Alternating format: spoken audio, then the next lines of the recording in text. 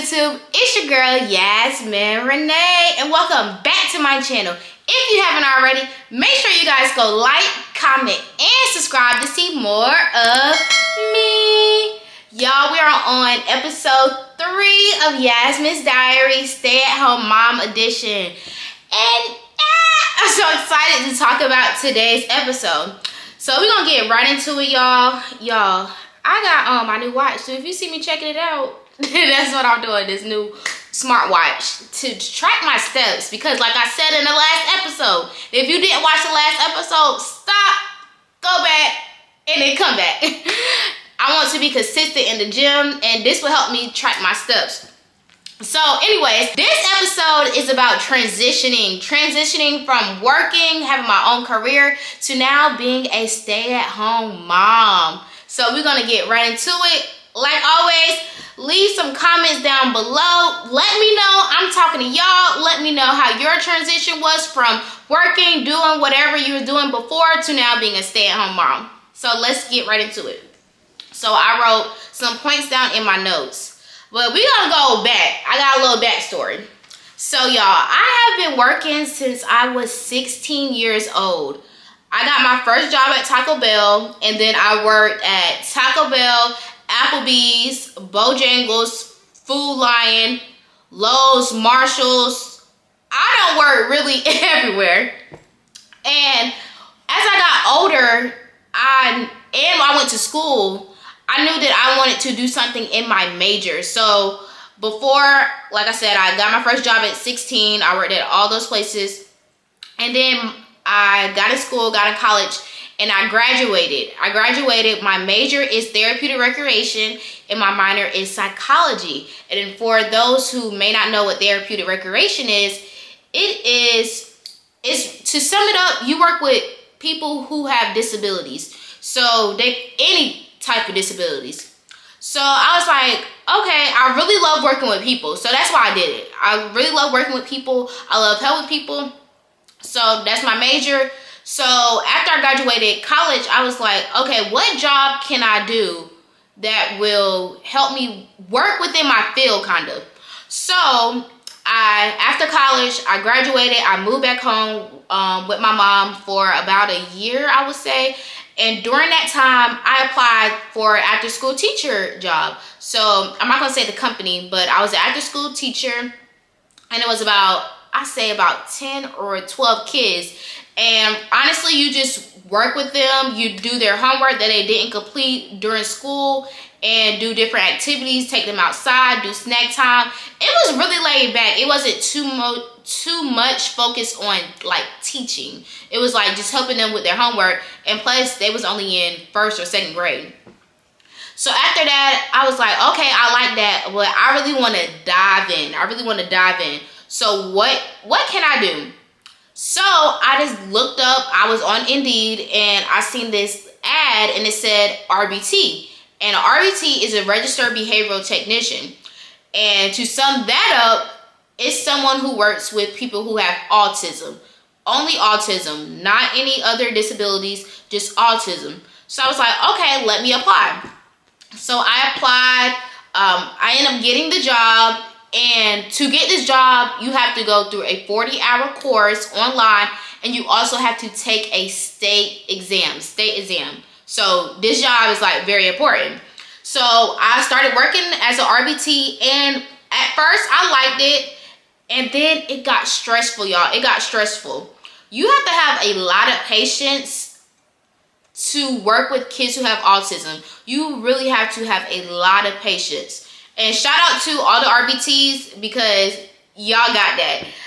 But I was like, okay, maybe I don't want to work with people who have disabilities. Maybe I want to work in the general population. So I was like, I still want to work with people. At this point, I knew my population. I wanted to work with kids. So I was like, what can I do to make an impact in this world working with kids? And I was like, what better job than a teacher? So January of 2024, I applied to Cumberland County Schools. I was applying for 1st grade, 2nd grade, 3rd grade, 4th grade. I just knew I needed to get my foot in the door to be a teacher. So in January, I got a job to be a teacher, a 1st grade teacher. This is, I would say, well, I guess RBT, that was my first like real big girl job or adult job. But like my teacher job, like that was that was my real adult big girl job, because it was just me in the classroom. I had 21 or 22 kids. It was just me and my 21, 22 kids, and I loved it. I love the kids. It's when you are a teacher, you are really teaching them stuff. And I was teaching all subjects. First grade, they learned math, they learned science, reading, all that. So I loved it. And I worked as a teacher, first grade teacher, from January all the way up to, I would say, was it March or April? March or April. And I stopped working because of military orders. So I moved from North Carolina, and then I moved here to California. And one thing I can say about being a teacher, the credentials are way different from California to North Carolina. Like, you still have to have a degree. No matter what, you have to have a degree in education. But in North Carolina, they give you 2 years to go to school, get your degree, and they also give you an emergency license to teach. And that's what I was under, but in California, they don't offer that. Like, you have to have your degree in education. And although I have a degree, a bachelor's degree, graduated magna cum laude, get into it, you still have to have that degree in education. So I was like, okay, I have Elias here, and I'm not comfortable with putting him in daycare. The reason I had put him in daycare in North Carolina is because I knew the people at the daycare. I had a client at the daycare when I was at RBT, so I was able to know the workers a little bit. So moving from North Carolina to California and not knowing anybody, not having no family here, I'm like very skeptical about putting him in daycare. So I was like, I'm gonna be a stay-at-home mom. So to sum it up, I decided to be a stay-at-home mom.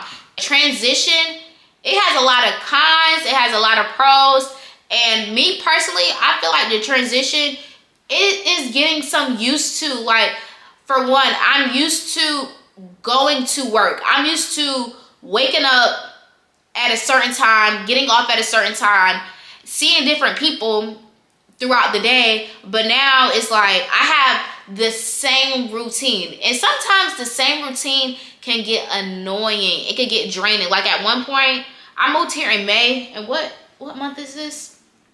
September. I moved here in May, and now it's September. And I would say like a month in, I was like, okay, maybe I need to find a job. Maybe I do need to put him in daycare, because it can be draining waking up, cook breakfast, do activities with your child, do the same thing. I know I'm rambling, but do the same thing. It could be very draining. But when you're working, it's like I was doing different things. Like as a teacher, for example, on Mondays, well, every day you teach a subject, well, all the subjects, but Monday your focus may solely be on math, on something that they might need help on. On Tuesday, it might solely be on reading. So it was different. You got to switch it up. But, oh, and also the electives and stuff is different for the kids. Just like in the world, I would say. Everything is different every single day. But when you're a stay-at-home mom, sometimes the same routine can get draining. And other than that, like, I feel like I'm getting to the hang of things, to the swing of things, just because I put him in an activity on Monday, and just because now it's episode 3 and my baby is in a 2-day preschool program. So that gives me time he goes on Mondays and Tuesdays now. And that gives me time for myself, get me time to not have the same routine, get things that I want to do done. And I feel like that has helped me. So let's really get in detail about what are the pros and the cons of being a stay-at-home mom. So a pro is having more time with your kid. Like, you know, when you're working, you work from 8 to 5 or 7 to 3, whatever your work schedule is, you don't have that time to spend with your child. You only have the time when you pick them up from daycare or pick them up from the family member to spend time with them. But now that you're a stay-at-home mom, you do everything with them. You are the one that is providing them with the breakfast, lunch. You are the one that's providing them with different activities. You are the one that is teaching your child. And I feel like that is a good thing. You are able to have a bond. Like me and Elias, I feel like ever since, his dad had gone into the military, and when was it? The end of January. And we like been tight. Like it's been me and him. Like we had separation problems. Like that's my dog. So I would say that is a pro. Spending more time with your kid and you actually being the one to teach them. Another pro I would say is flexibility. I would say that is kind of a pro for me, because I can do whatever I want to do any day of the week. Any day of the week. If I want to do this, if I want to do that, such as if I want to go to the aquarium. I might not have been going to the aquarium in the middle of my work shift. I can't do that. I might not have been able to walk downtown of Monterey, California if I was working. So I do have flexibility to do what I want to do. So that is a pro. I would say that is a pro. A pro I would say is self-growth.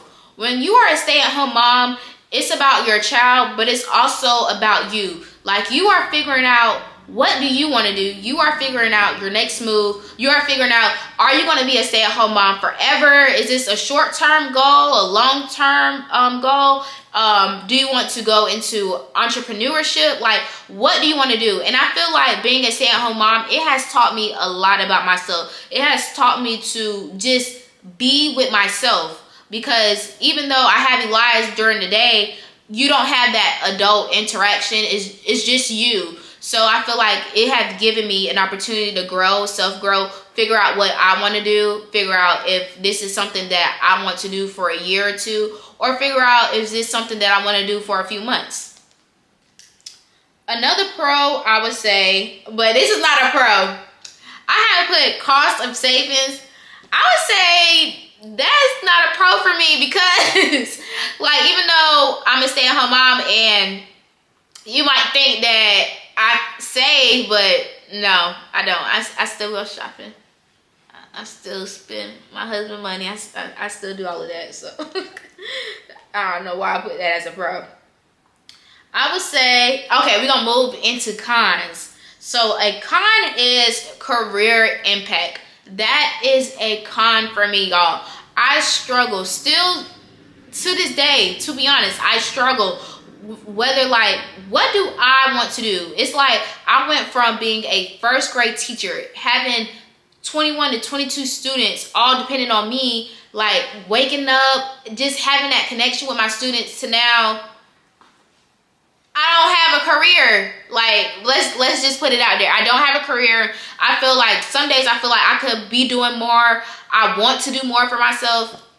I wanted to go back to school for occupational therapy. So some days I struggle with that. Like, I'm a stay-at-home mom when I could be following my dreams. But I feel like it's God's timing. I feel like everything happens for a reason. And I say that because I don't think I would have done YouTube if it wasn't for me being a stay-at-home mom and moving to California. I don't know. Well, if y'all didn't watch, go to my Q&A video. And I will tell you, I've been wanting to do YouTube. I've been wanting to make content and create content for the people, but I was just scared. I was nervous. I felt like I wasn't popular. But I feel like me moving to California and just not caring what other people think, that gave me that push to be like, go girl, follow what you've been wanting to do. Do what you want to do for Yasmin. So I'll say, yeah, but I don't know. Some days I really struggle with not having a career. And even though I do want to make a career out of YouTube, I don't want to just depend on YouTube. Like, I want to go back to get my master's. So that's something that I struggle with, and I say that is a con, my career. Another con I would say is social isolation. And I feel like social isolation is a big con for me as well, just because I moved from North Carolina to California. I don't know nobody here. It's me and Elias. Now that he has started his preschool, before he wasn't around no kids, and that's the reason that I put him in the preschool. Well, he was in preschool, but he had that Monday activity where he was around 20 other kids. But other than Mondays, he wasn't having no social interaction with kids. And I feel like as a kid and as a 2-year-old, you need to be around other kids your age, especially because you want them to develop great in socialization. So that's why I started him in preschool. But as a mom, like, social isolation, sometimes I feel like lonely. Like, I don't have no family here. It's just me and Elias. My husband, he does what he need to do for career-wise. And it's like, it's just me at the house. And that's why, and that's another reason I started YouTube, because it's like, I could create content. Me going out and me going here, me going there. Those are ways that I deal with things. So I would say social isolation is definitely a con, but I'm trying to get better. I'm trying to get better at that. Now, am I going out trying to meet people, trying to have friends? No, I have not. I have not did that yet. I have not did that at all. But it's like, where do you go to meet friends? Like, y'all, I'm 24. I'm about to be 25 in December. Like, I'm an adult. Where do you find friends in your adult years? Can somebody let me know that? Like, where do y'all go? Do y'all just go to the park? Because I don't really go nowhere. Honestly, like, to the clubs and stuff, I don't do that. Unless I'm with my husband. So it's like, where do I find these friends? Do I go to the park? Do I go to the library? Like, where they at? Like, if you live in California and you need a friend, come holler at me.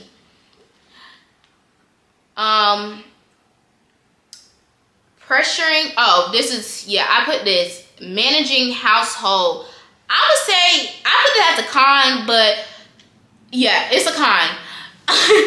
Because it's like, when you're a stay-at-home mom, and as a woman, I do not like my house to be junky. I don't like a junky house. I love everything to be organized. So it's like, some days I will get overwhelmed if, for example, I have my laundry day set on Wednesday.